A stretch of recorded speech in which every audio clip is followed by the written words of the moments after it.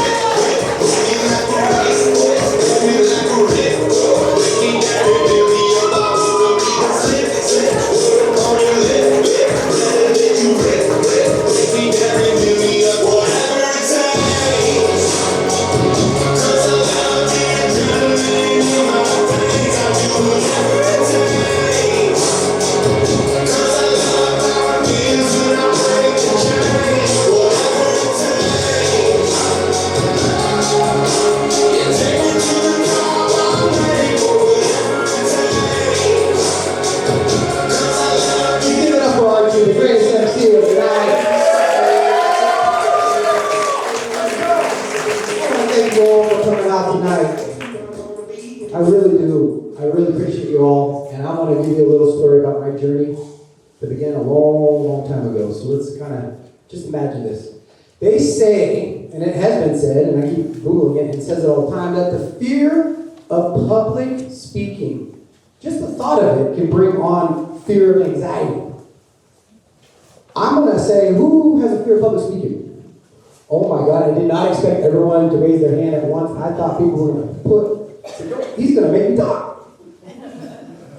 Well, the journey that began so long ago in a classroom setting wasn't a fear of public speaking. It was my fear of public reading. Imagine me in the classroom. It was a little kid going there, and you're just sitting along. You used to draw in kindergarten, now you got to start reading. And the teacher calls out, not because I ever volunteered, she called out because this is how it went. All right, we're going to read the next section. John, you go to the next desk, and I want. And I was the kid in school that I would say, he talked. And that didn't come from my voice. That was everyone else yelling, talked out. Because I'm the kid in school that feared public reading in such a way that I developed systems to hide it and mask it. I know people were like, where's Will's business book? You talk about business all the time. No, it happened because of my fear of public reading. I was so terrified of it that I told no one. Not my mother or father or anyone. I thought I was stupid.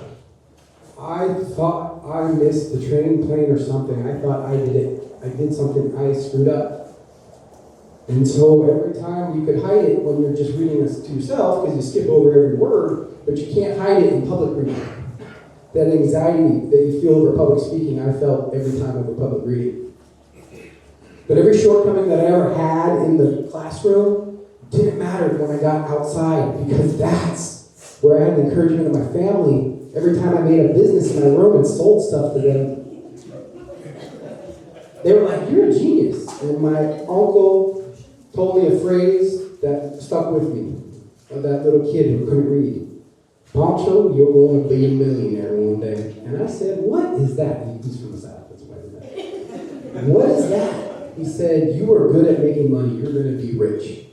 That word of encouragement, you're going to be rich, you're going to be a millionaire, when a kid doesn't think he can do anything, was something that I grasped. I could be good at business because the encouragement I had from family was, you're good at this, you're good at this. The whole time I'm telling myself, I can't do this. I can't do what everyone else can do. And I hit it, and I hit it, and I hit it. The funny thing about hiding is you get used to it. You can adapt. The school system pushes you on. This is not against school system. This is about the fact that I did it so well, I kept faking it in school and faking it to the fact that I gained the system. Because when you're sitting there, and John has to go, and Molly has to go next, and then Jesse, someone messes up that order. So this is where I was dealing with this. I would count paragraphs, silently say to myself, ask everyone around me, what's that word? What's that word? And I would fake it, and I'd say it over and over and over and over and over in my head so I can just fake it through the public readings. And I realized what that did. What that did for a boy who thought about businesses, I could realize the cause and effect at an earlier age than anyone else. I could play things in my head and know how it was going to play out. Well, along that journey in the classroom, I hated school. I hated it, and I wanted to do it on my own because everywhere around you it says you have to go to school to make something of yourself. And I knew that traditionally I couldn't do that. So I said, I got to make it on my own. I'm going to be self-made. I'm going to do this. Because the people that I saw and admired and watched biography channels and stuff, because, reading thing, I watched it and I saw how the titans of this, that formed the infrastructure of the United States, started from nothing, came here with a dream of opportunity, that you could be anything in this country that you want to be. And my dad, when I was little, told me, you can be the president of the United States. Anyone can. And I believe my dad. So much so that I practiced so much with public speaking that I knew that I could never use a teleprompter. So I practiced and I practiced and I practiced and I practiced over and over again. That I didn't realize that this development was going to be the character of who I am. That grit, that determination never to give up. So let's take you to the darkest place in my day. Was the day my father passed away. He taught me those lessons and he gave me that encouragement. His last lesson to me was live life because you're not promised tomorrow. That to me became the motto, and I became the person I wanted to be. I started doing things like I wanted to be a martial artist. When you go to martial arts, I met a great group of supportive people and became a black belt. Like, what? I never thought a little factory was going to become a black belt? What? That was cool. It was something, but that journey, trying to follow a path of self-discovery and just doing things, led to the most amazing discovery of all. There is only so many people you can call at 6 to 7 a.m. in the morning when you're fighting Seattle traffic, and that was my auntie. And I could only say so many catching up on, oh, what are you doing? And what are you doing? Oh, Hapkido. What are you doing next day? Hapkido. What are you doing? I think she's getting bored of me. Always calling and saying, oh, I'm going to Hapkido. I'm limping, I'm hurting myself, but I'm going to Hapkido. And so, because I wanted to stop her from being bored, I cured boredom. Don't know how I found it. There's not a real big story behind Audible, but I found it. I got my first free Audible credit, and I listened to the book, and I digested everything, and I could retain everything read to me. And it brought me back to the school age, where I said, wait, I can remember every story that was ever read out loud by the younger teachers when I was younger, but I couldn't retain it when I was reading it that way, through the paper. But I'm cheap. Y'all know I'm cheap. $14.95 a month. I actually debated this with myself. You could ask Jeff. I debated this. I was like, $14.95 a month? Am I really going to read one book a month? So I did the most sensible thing. I canceled Netflix so I could afford Audible, and then I went from there. And I'm glad I didn't let my cheapness take over, because that is when I started digesting book after book after book after book after book, and I had found something and discovered something that avid readers, if there's avid readers in this room, you already know the joy of reading. And if you haven't picked up a book in a few years, then there's the thing that I want to tell you. When you read, you take on someone else's persona. You can see life through their eyes. You can walk a journey in their shoes. You get to live that what-if mistake through their journey and learn from it. There became a point where I would go around to the company and say, you got to read this book, you got to read this book. They were getting in arguments, you got to read this book, you got to read this book. I saw all that, and I was like, cool, I discovered Audible. Now, I know millions of people already knew what the joy of reading existed. I knew actually millions upon millions of people knew Audible existed, but I claimed it to be mine. And I was telling anyone about it. I wonder if that's how Christopher Columbus felt, when he discovered that thing. That was for the native brothers and sisters. I claimed it to be mine, and I told everyone about it, and I talked about it so much that I made it a standard to read a customer service book at my company. So the Customer Rules by Lee Cockrell, you have to read it. If you don't read it, I don't care, I'm not hiring you. It really worked. It has worked, and that's a proof. People thought I was crazy, but it worked. We have some of the best employees. You guys can give them a hand out there. They're all walking around helping you guys today.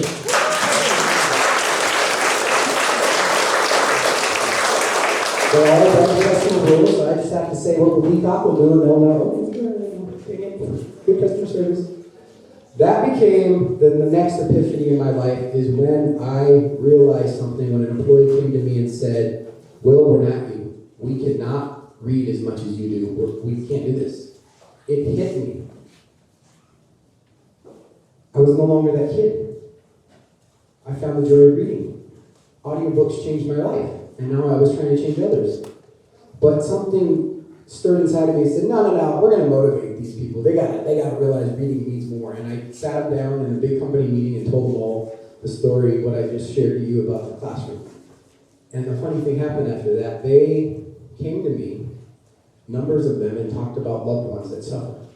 Loved ones that have dyslexia, loved ones that have different learning disabilities. And I sat there and started doing a search with Jeff, my secret weapon. He read all my contracts. He was the one friend who knew the secret, and he kept it a secret for me, and words of encouragement, and he's a great guy. He helped me to perform the best searches, and we discovered, and simply put, after months of research, let's just say this, 32 million people can't read. 20 to 40 million people are out of the 5 proficiency levels of reading are in the lowest level.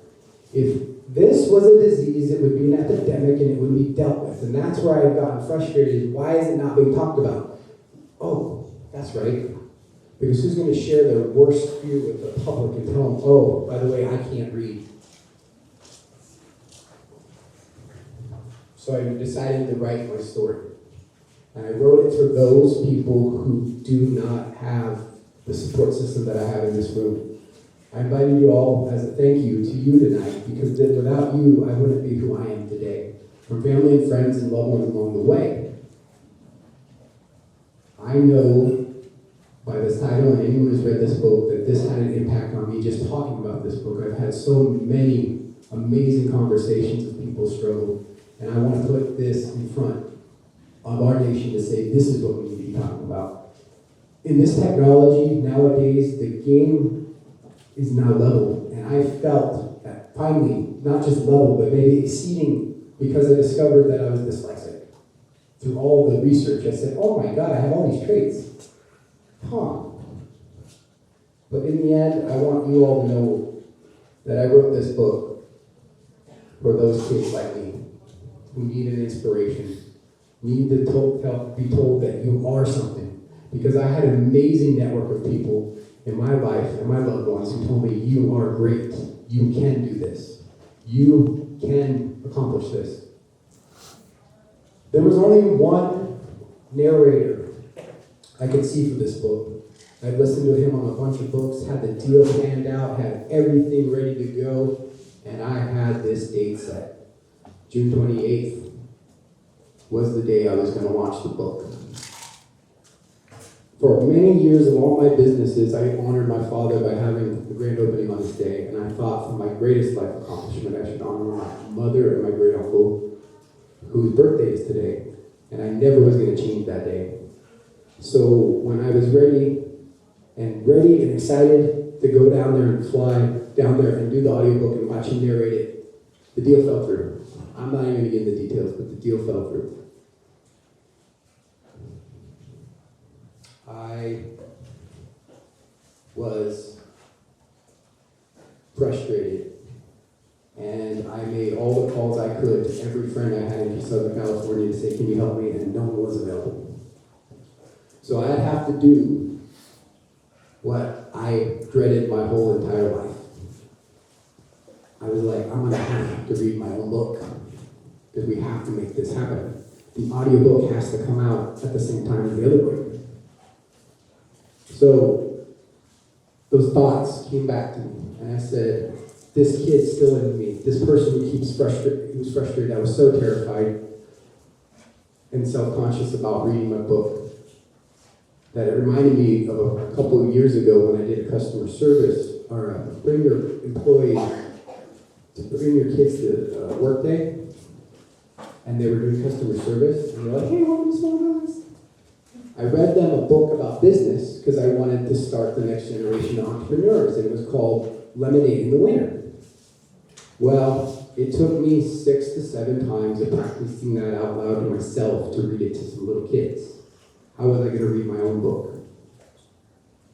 All that fear and that anxiety, all emotion around this day, and then I knew it had to be done. So when I stepped into that studio, and terrified of all, I faced my largest and greatest fear. I read my book out loud.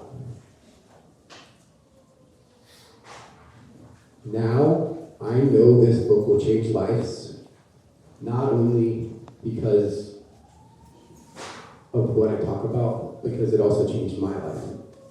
Because no longer will I ever be able to tell myself, I can't read. Because now I can say, I can read.